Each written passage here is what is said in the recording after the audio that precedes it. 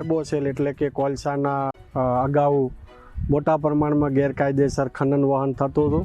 આ તમામ કૂવાઓ ઉપર અમારી નાયબ કલેક્ટર પ્રાંત ચોટીલાની ટીમ, મામલાદાર થાનગઢ, મૂળી, ચોટીલાની સંયુક્ત ટીમો દ્વારા અનેક રેડો પાડી અનેક જથ્થાઓ જપ્ત કરી આ સંપૂર્ણ બંધ કરાવેલું છે.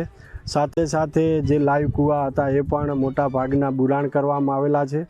અત્યારે કોઈ ખનન પ્રવૃત્તિ બધી જ અંકુશમાં લઈ લીધેલી છે, પરંતુ આ ટેકનોલોજીનો જમાનો છે. એ ટેકનોલોજીને ધ્યાનમાં રાખી અને જુદી જુદી જગ્યાએ આજે ખાસ કરીને જામવાળી અને ભેટ ગામે આ ડ્રોન ઉડાડવામાં આવ્યું છે અને આ ટેકનોલોજીનો ઉપયોગ કરી અને ખાસ ડ્રોન દ્વારા બાજ નજર નાખવામાં આવે છે કે કોઈપણ જગ્યાએ આજુબાજુ હજુ વિસ્તારોમાં કે ક્યાંય ખૂણે ખાચરે ક્યાંય ભવિષ્યમાં ચાલુ ન થાય એટલે ટેકનોલોજીનો ઉપયોગ કરવામાં આવી રહ્યો છે.